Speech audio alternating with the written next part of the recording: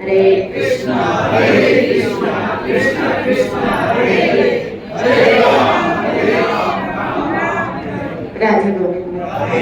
हम यहाँ पे नाम अपराधों के विषय में चर्चा कर रहे थे। आपको याद हो जहाँ हमने विराम दिया था, क्योंकि ये हम सब इसलिए श्रवण कर रहे हैं कि हमारे जीवन में बहुत सारे पाप और अपराध होते हैं। पापों से तो मुक्ति है, लेकिन अपराधों से नहीं। याद रखिएगा, पाप और अपराध में बड़ा कोई बताएगा पाप और अपराध में क्या अंतर है? पाप तो वो है जो शास्त्रों में मना करे गए ना, चोरी करना, हिंसा करना।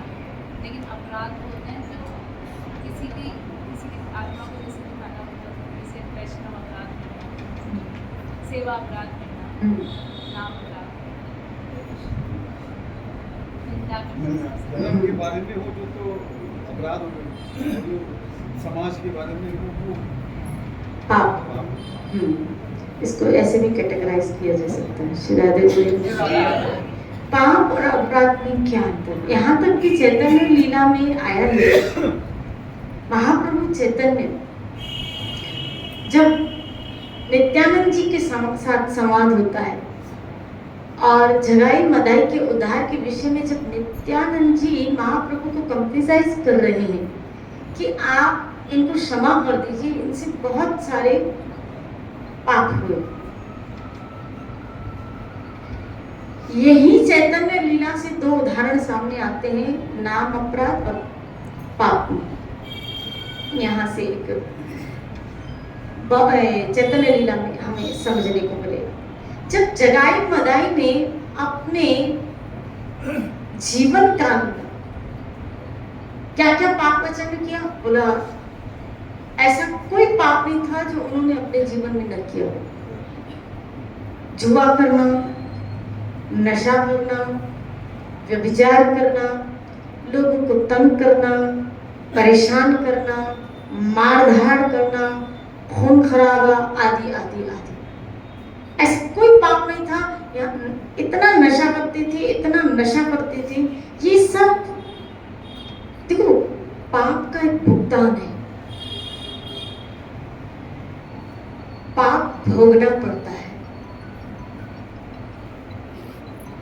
पाप फिर आप कहोगे अपराध को, क्या अपराध को भी भोगना पड़ता है? श्री राधे बोले। श्री राधे।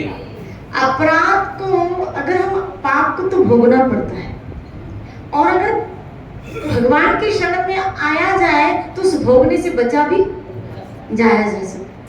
लेकिन अपराध भी भोगा जाता है, ऐसा नहीं, अपराध भी भोगना पड़ता है। लेकिन अपराध के भोगने से आपको भगवान भी नहीं बचा सकता। पाप के भोगने से तो फिर भी आपको भगवान बचा लेगा, क्योंकि उन्होंने कहा सर्व पापे भयो, मैं तुम्हारे सारे पापों को माफ कर दूंगा। लेकिन अपराध के भोगने से, अपराध के करने से, उसके भोगने से भगवान भी आपको नहीं बचाएगा। हरि स्थाने अपराधे तारे हरि नामे, तोमार स्थाने अपराधे नाही परित्राणे। श्री राधे बोले।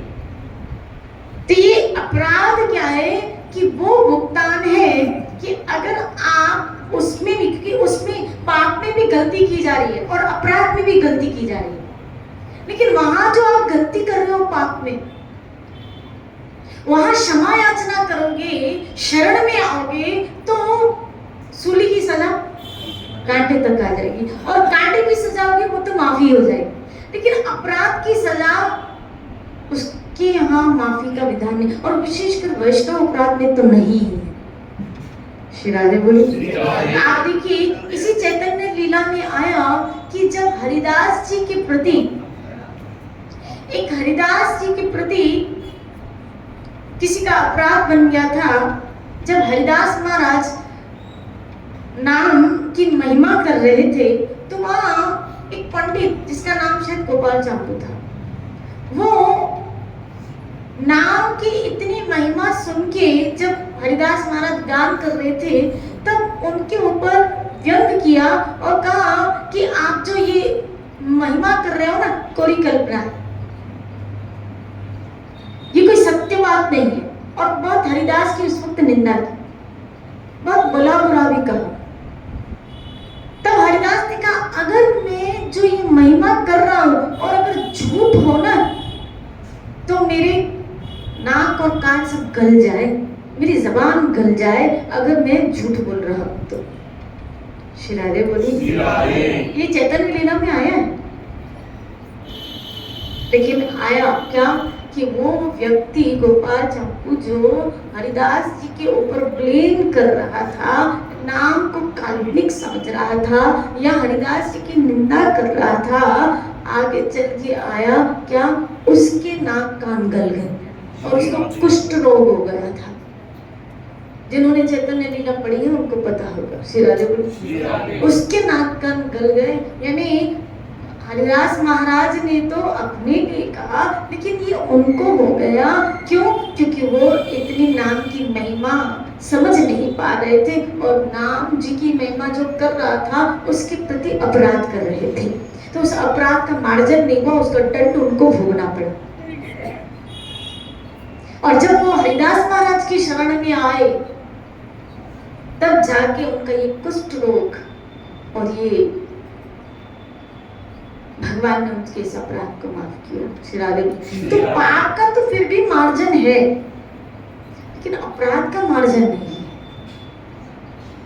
इसीलिए साधक जब आध्यात्मिक जीवन में चलता है तो अपनी मंजिल तक पहुंचने के लिए वो क्यों सावधानी बरतता है, अपराध ना हो, क्योंकि उसको पता है इसका दंड फिर भोगना ही पड़ेगा। फिर आप कहोगे ये टेंशन में चलेंगे, इस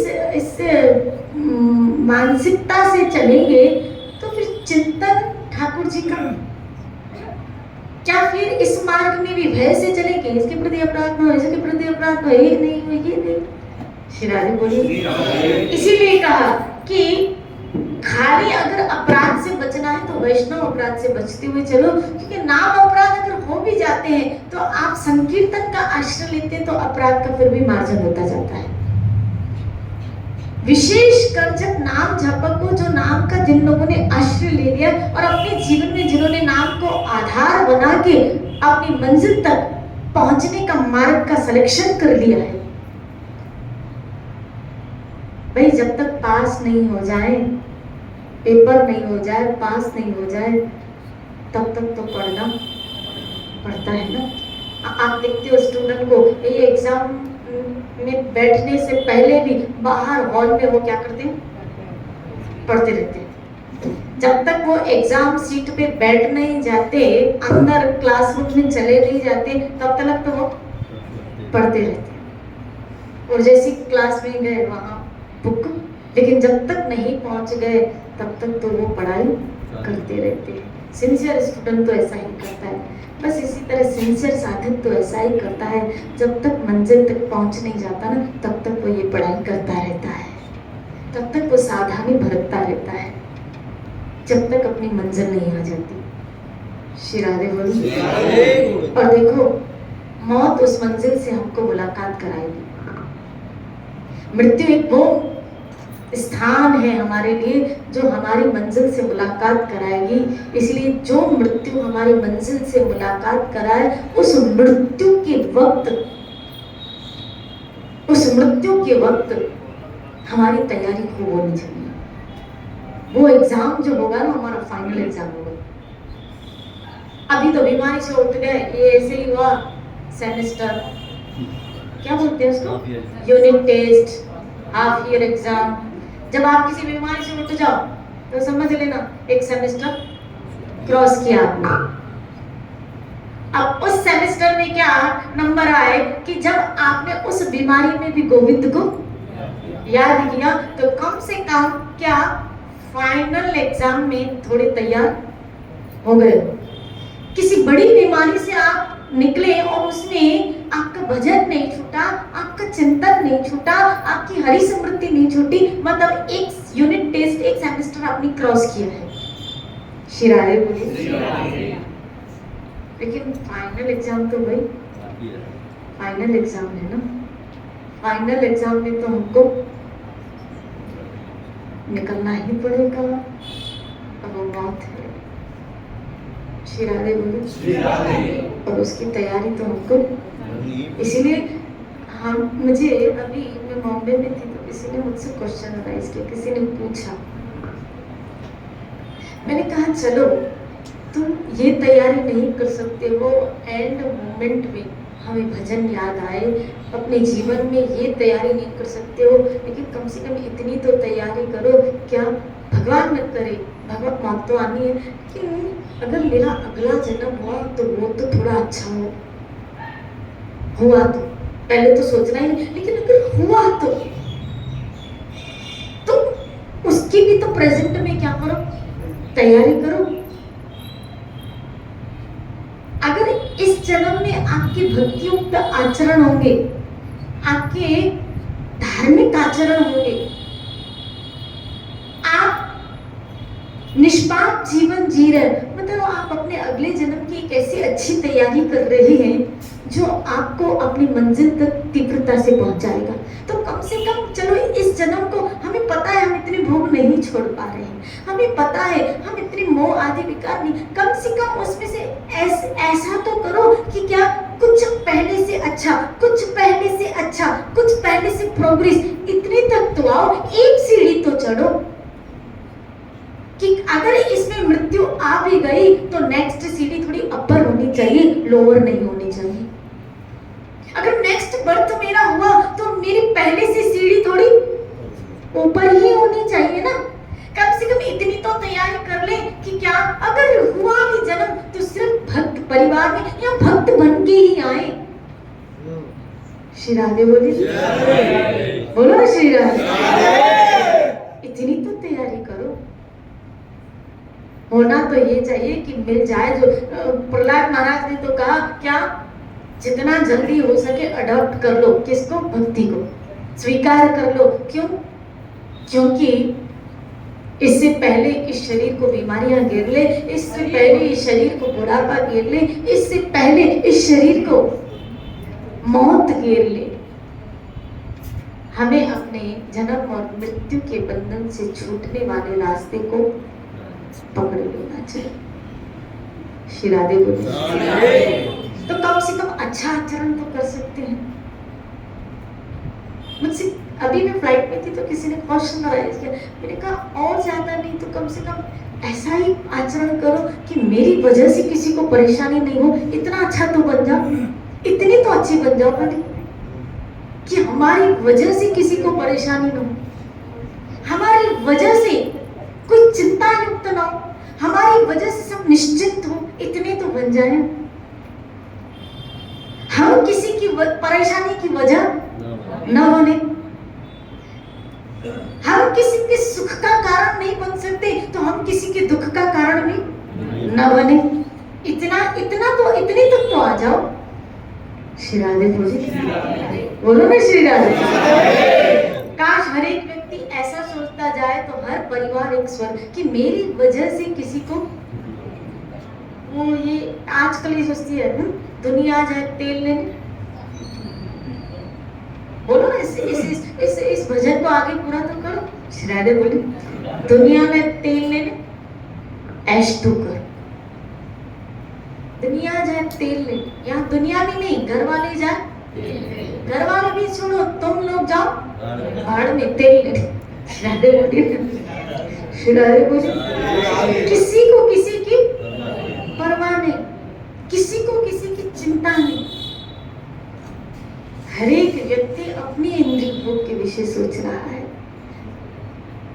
कैसे मैं अपने सेंसेस को, अपनी इंद्रियों को ज्यादा से ज्यादा मौज मनाऊं, सेटिस्फाइड करूं, लेकिन वो वास्तविक सेटिस्फेक्शन को तो जानते ही नहीं, वास्तविक सुख को तो जानते ही नहीं।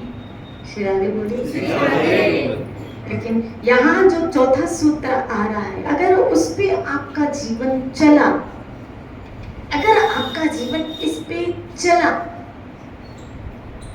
तो याद रखना, इसका मतलब है आपके जीवन में कुछ रेखाएं आ जाती है, उसके अंदर फिर हम जीना सीख जाते हैं।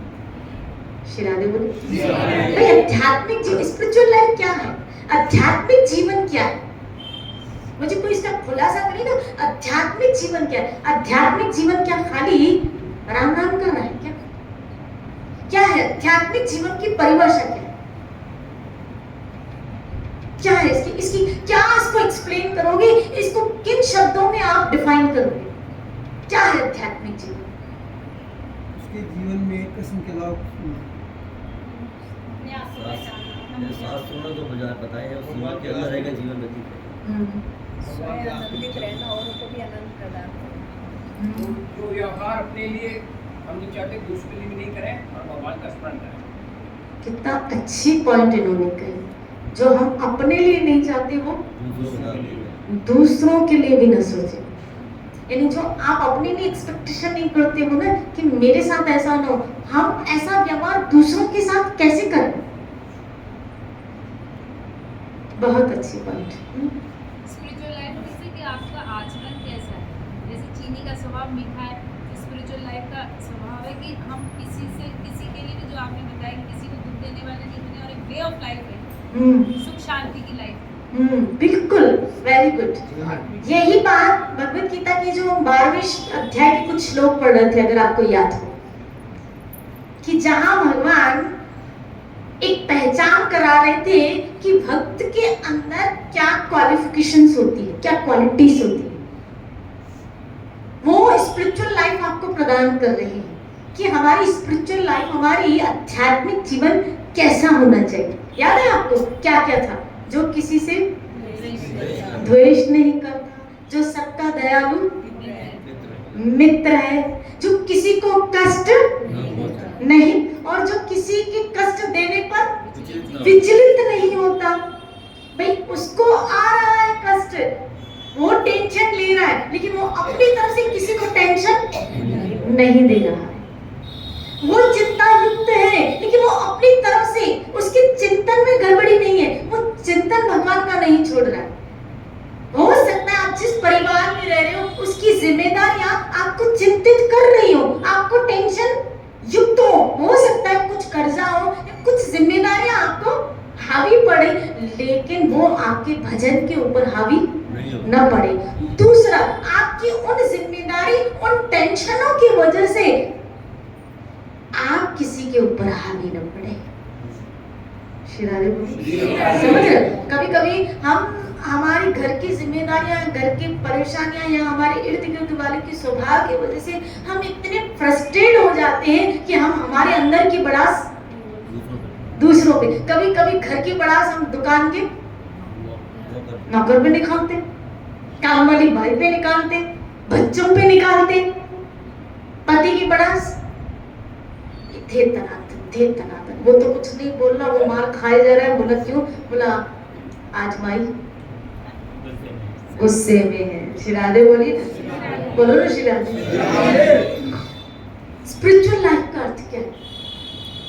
कि आप वो सब, यानी आपकी स्पिरिचुअलिटी, आपका आध्यात्मिकता इतनी प्रबल है कि सामने से फ्रस्ट्रेशन आ रहा है, लेकिन आपके ऊपर हावी नहीं पड़ रहा है, आपके ऊपर वो भारी नहीं पड़ रहा है। इसका मतलब है वो स्थितियां आपके अंदर की स्थिति को हिला नहीं पा रही है। शिरादे बोले, आपके ऊपर हावी नहीं पड़ेगी वो चीजें, नहीं पड़नी चाहिए।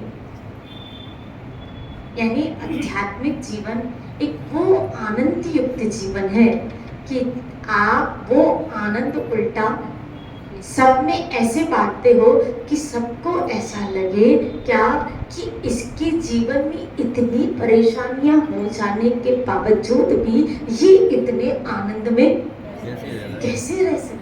पांडवों के जीवन में इतनी परेशानियां, इतने टेंशन, लेकिन उसके बाद भी दुर्योधन को ये लगता था कि वन में रहते हुए ये खुश कैसे रह रहे, रह कहाँ रहे वन में, लेकिन ये कैसे खुश रह सकते हैं? कर्जे हैं इनके ऊपर, लेकिन ये इतने खुश कैसे रह सकते हैं? शिरादे बोले, बच्चे इनकी सुनते, लेकिन फिर भी ये खुश कैसे रह सकते हैं? घर में इतनी प्रॉब्लम्स इनको लगी पड़ी है, लेकिन फिर भी ये खुश कैसे रहे? इतनी बीमारियां इसके शरीर में है, लेकिन फिर भी ये खुश। तब उनको पता चले ये खुश ऐसे रह सकते हैं क्योंकि इनके जीवन में सत्संग है, क्योंकि इनके जीवन में कृष्ण है, क्योंकि इनके जीवन में भक्ति है, क्योंकि इनके जीवन में शास्त्र है, क्योंकि इनके जीवन का बेस स्पिरिचुअल वो बहुत मजबूत है। और जिनका बेस मजबूत नहीं होता ना, बिल्डिंग का बेस मजबूत नहीं है ना, तो गिर जाएगी। इसी तरह जिनका बेस मजबूत नहीं है ना, वो हिल जाएगा। बेस क्या है? अच्छा बताओ, बिल्डिंग का बेस क्या है? नींव, उसकी पिलर। ऐसे आध्यात्मिक जीवन का बेस क्या है? संतों की शरणागति, सत्संग, भजन, साधु संग, हाँ भक्ति। श्री राधे बोलो। आध्यात्मिक जीवन का बेस है आपका दृढ़ विश्वास, आपकी दृढ़ श्रद्धा। जब तक वो दृढ़ नहीं होगी, क्योंकि ये जब तक दृढ़ नहीं होगा जमीन के साथ, तब तक बिल्डिंग खड़ी नहीं होगी, है कि नहीं? इसी तरह आध्यात्मिक जीवन का जो बेस है ना, वो है विश्वास, वो है दृढ़ श्रद्धा। क्योंकि ये मत सोचना कि आप सत्संग कर रहे हो तो आपको हिलाने वाले कोई नहीं आएंगे। अगर सत्संग में आपको श्रद्धा दी जा रही है, सत्संग में आपको विश्वास दिया जा रहा है, आप कैच कितना कर रहे हैं? क्योंकि यहीं से सब मिलेगा, मिलेगी यहीं से सब चीजें, मिलेगी सब सत्संग से ही चीजें। लेकिन आपकी भक्ति की नींव मजबूत तो तभी होगी जब आपका, क्योंकि इसी हो सकता है इसी सत्संग में आपको हिलाने वाले भी कहीं आ जाएंगे, कभी परिस्थितियां तो कभी व्यक्ति, कभी परिस्थितियां तो कभी व्यक्ति, वहां आपकी दृढ़ता काम आएगी। संतों के बिना दृढ़ता कैसे आएगी? संतों की शरण में जाएंगे तभी तो दृढ़ विश्वास। देखो, जरूरी नहीं है संतों का संग तो एक आरंभिक अवस्था है ना, कि आपने संतों का संग किया, लेकिन वहां लेके कौन गई? आपकी श्रद्धा। बिना श्रद्धा क्या, और उसके बाद क्या आया? विश्वास। श्रद्धा आपको संत की तरफ लेके आई, लेकिन जब तक आपका विश्वास नहीं होगा उस संत पे, आप उसकी बात को मानोगे ही नहीं। मैंने कितने शब्द बोल दिए, लेकिन आपका विश्वास ही नहीं होगा तो आप मानेंगे ही नहीं। बोला हाँ ठीक है, बोला तो अच्छा ठीक है, श्री राधे बोले। उस संत के ऊपर भी आपका विश्वास, तभी वो आप बात मानोगे। बात मानने के लिए भी उस संत के ऊपर, कई ऐसे संत हैं हमें भी जाते तो हैं, लेकिन अगर विश्वास नहीं तो आप बात को मानोगे तो ठीक है, श्री राधे बोले। अब बातें सुन के हम आपके जीवन में इसी गोविंद जी में कितने संत है, कितने संतों की बातें आपने सुनी, मानी कितनी, जिन पे आपका वो बात घड़ गई, बोलो वो बात जो उन्होंने कही ना, श्री राधे बोले। श्रद्धा आपको लेके जाती है, विश्वास आपको धारण करवाती है, समझ रहे? श्रद्धा आपको इस तरफ लेके आती है, लेकिन विश्वास आपको धारण करवाती है, और धारण करने से ही तो एक रिजल्ट आता है। अब मुझे बताओ, चाहे ध्रुव लो चाहे प्रहलाद, ध्रुव लो या प्रहलाद, ध्रुव को नारद का संग मिला, उसके अंदर भगवान पाने की क्या थी? इच्छा। हालांकि था संसार पाने की इच्छा। अब जब नारद का संग मिला है तो नारद ने जो मंत्र दिया, ओम नमो, तो ध्रुव ने क्या किया? जो उपाय, उस मंत्र पे दृढ़ता से विश्वास, कि कि जो मेरे गुरु ने मंत्र दिया है उसमें इतना दृढ़ हो गया और विश्वास पूर्वक उसका जप करने लगा, तो एक रिजल्ट आया कि नहीं आया? बस जो गुरु दे रहा है उसमें आपका दृढ़ पूर्वक आप उन शब्दों पे, उस मंत्र पे जब तक आपका विश्वास नहीं होगा, एक रिजल्ट नहीं आने वाला है। श्री राधे बोले। आध्यात्मिक जीवन में दृढ़ता बहुत जरूरी है। टिकने के लिए दृढ़ता और पाने के लिए विश्वास। पार्वती जी का उदाहरण इसलिए पार्वती जी हाँ, गुरु नारद की पार्वती जी का रामायण में आया कि 4 कुमार आए उसके विश्वास को डगमगाने के लिए, लेकिन उसने अपने गुरु के वचनों के ऊपर विश्वास नहीं। यहाँ तक की एक वाणी आई, इसमें दिग्दोहा कह दिया, सदगुरु वैद वचन विश्वास। सदगुरु वैद वचन विश्वास। श्री राधे बोली। भले कुछ भी हो जाए, मेरा अपने गुरु के वचनों के ऊपर विश्वास। इसका मतलब है भक्ति की जो नींव हमारी घड़ी है वो है एक दृढ़ विश्वास के ऊपर। श्रद्धा आपको लेके जाएगी, विश्वास चमत्कार करेगी, वो एक रिजल्ट देगी, वो एक परिणाम को आगे रखेगी। और मजा तो मुझे बताओ, साल भर हमने स्कूल में पढ़ा, साल भर मेहनत की, लेकिन एक्चुअल तो फाइनली हमको इंतजार किस चीज का होता है? रिजल्ट का। किसका होता है? रिजल्ट का। एग्जाम से तो फिर भी हम डरते हैं, लेकिन इंतजार तो। और जिसने अच्छे एग्जाम उसको ज्यादा इंतजार। जिसने बहुत अच्छी एग्जाम दिए उसे रिजल्ट का ज्यादा, और जिसने बुरा दिया आए नहीं। श्री राधे बोली। आए नहीं। श्री राधे बोली। इसी तरह अपने जीवन में जिसने अच्छी तैयारी की है, अपने अपने भक्ति की, अपने भजन की, अपने विश्वास की, इन सब की बहुत अच्छी तैयारी की है, तो रिजल्ट का उस जीव को ज्यादा इंतजार रहता है। एक जीवन परीक्षा ही तो है, आध्यात्मिक जीवन एक परीक्षा ही तो है। श्री राधे बोले। और हम चाहेंगे इस जिंदगी का एक अच्छा परिणाम निकले, एक अच्छा रिजल्ट निकले, इसलिए पीछे मत हटना। श्री राधे बोले। बोलो ना श्री राधे। इसलिए आओ, लेकिन अपने विश्वास को और दृढ़ करने के लिए आओ, और दृढ़, क्योंकि यहाँ दीमक भी बहुत है। जब पानी में घुसते हैं ना, पानी बहुत जमा हुआ हो तो वहाँ दलदल भी तो कायम जम जाती है ना। आप देखो, जमा हुआ पानी उसके अंदर काई भी।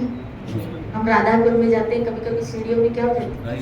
काई जमे हुए पानी में वो काई भी, इसी तरह ये जमा हुआ है। जब भक्ति जम जाती है ना तो काई भी बहुत आती है। समझ रहे हो मैं क्या समझ रही हूँ? जब भक्ति जम जाती है ना, काई भी क्यों काई आती है? फिसलन के लिए, फिसलन के लिए। अब बचाए कौन?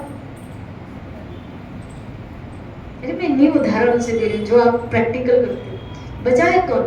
अब राधाकुंड में जब हम जाते हैं, हम राधाकुंड में गए, सीढ़ियों में क्या लगी है? और वहां क्या पकड़िए? चेन। क्या करते हो? चेन पकड़ते हैं। यानी कोई पकड़ी आपको उस वक्त काई से, बस सतगुरु की पकड़ी आपको काई से बचा सकती है। वही पकड़ आपको बचा सकती, जिसने गुरु, इसीलिए तो कहा श्री गुरु चरण पद्म। श्री राधे बोले। श्री गुरु चरण रति ऐसी उत्तम गति। जिन्होंने पकड़ लिया संतों के चरणों को, गुरु के चरणों को पकड़ लिया, वो इस काई से, माया की काई से बच पाएंगे। क्योंकि गुस्से हैं राधाकुंड में, भक्ति में गुस्से हैं, जमे हुए जगह पे काई ज्यादा होती है। जब जम जाओगे ना तब काई ज्यादा आएगी। ये मत सोचना नहीं काई ज्यादा आएगी, जमी हुई जगह में काई ज्यादा लगती है। और एक ही तरीका है बचने का, चैन को पकड़ लो। एक ही तरीका है, गुरु चरणों को, सत्संग को पकड़ लो, बच जाओगे, निकल जाओगे, अर्थात डुबकी लगा के आनंद ले पाओगे, अर्थात इस भक्ति के रस के आनंद को ले पाओगे। श्री राधे बोली नहीं तो अगर गए भैंस श्री राधे बोली श्री राधे बोली, इसलिए पकड़ते हुए चले, इसी चर्चा को लेते हुए कल चलेंगे। कल आपको गुरु महाराज जी